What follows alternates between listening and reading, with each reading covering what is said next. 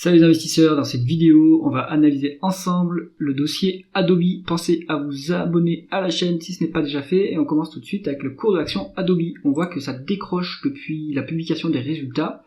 Est-ce que le timing est opportun pour entrer sur Adobe? On va regarder ça. Donc la croissance du chiffre d'affaires en médiane, on est à 19% sur 10 ans. Depuis 2022, 23, 24, on est sur des croissances un peu plus faibles, à 11%. Il n'y a pas eu d'acquisition sur les 2 dernières années, d'après les chiffres de Coifin. Donc là, on est plutôt sur la croissance organique. C'est pas si mal, hein. Sur un dossier qui est en train de ralentir en termes de croissance, mais elle reste quand même élevée. Donc on arrive à maturité. Ça va être plutôt un dossier maintenant qui va se transformer en dossier de qualité, comme on va le voir par la suite. Alors, les taux de marge. Le taux de marge brut sur le logiciel, en fait, il ne veut pas dire grand-chose. En fait, on a quasiment rien qui rentre dans le coût des entrants. Donc, on a 89% en taux de marge brut, et ça en augmentation. On a de plus en plus de pouvoir de fixation des prix, mais de toute façon il était déjà hyper élevé, hein, puisqu'on a une superbe situation concurrentielle chez Adobe. Le taux de marge d'EBITDA, lui, est en hausse à 39%, donc on a profité du levier opérationnel, excellent. Le management a réussi à améliorer l'efficience opérationnelle et à profiter de l'économie d'échelle. Dans le logiciel, ça va beaucoup plus vite que dans les autres industries d'ailleurs.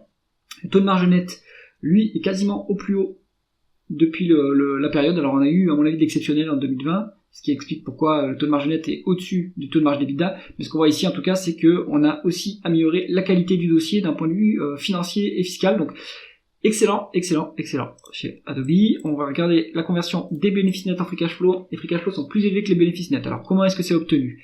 C'est obtenu avec une superbe amélioration de la variation du BFR. Donc, excellent. On arrive de plus en plus à faire payer les clients plus rapidement qu'on doit payer les fournisseurs.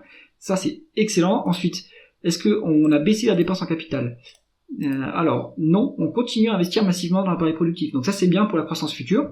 Donc normalement, ça baisse les free cash flow, mais bon, rien de significatif, hein. Il y a 3 milliards ici de différence. Donc là, c'est pas mal. Et il y a des other non-cash items. Il y en a pour 29 milliards. Donc il fallait voir dans le tableau de flux de trésorerie de quoi il s'agit, ces other non-cash items. Dernier point à regarder pour les éditeurs logiciels, c'est la rémunération en action, qui est souvent importante. Elle est à 8,5 à l'heure actuelle. On rémunère les salariés en action. Donc on a eu des périodes où c'était plus bas que ça. Je pense que ça va se réduire maintenant avec la croissance qui commence à faiblir un petit peu. Il n'y a plus besoin de recruter autant qu'avant des ingénieurs. Et on voit par exemple sur une société plus mature comme Salesforce, la rémunération en action commence à bien diminuer. En plus, on peut compenser cette dilution qui en résulte par des rachats d'actions. On va le voir par la suite. D'abord, un tour sur la rentabilité opérationnelle. Le rendement des capitaux investis, en médiane, on a un niveau très élevé de 23 à 24% quasiment. Et sur 2025, enfin sur février 2025, sur les 12 derniers mois à février 2025, on est sur 33,5% de rendement des capitaux investis. C'est énorme. Donc ça, c'est très bien. Pour $1 investi dans la société, elle génère 33,5 centimes de dollars. Donc ça, on est vraiment très bien sur ce dossier. Ensuite, la dette, il n'y en a pas, évidemment, puisqu'on est très rentable, hein, donc il n'y a pas besoin de s'endetter pour financer la croissance, hein, on peut l'autofinancer. Et en plus, reverser les excès de cash aux actionnaires ou faire des acquisitions si on a envie. Donc très bien. La rémunération des actionnaires, maintenant, on n'a pas de dividende qui est versé. Et à mon avis, ça ne saurait tarder, hein.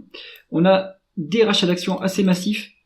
Alors si on revient en arrière, on a des rachats d'actions depuis 2006, donc c'est excellent, ça améliore fortement le rendement de l'actionnaire, qui se trouve à 6,5%.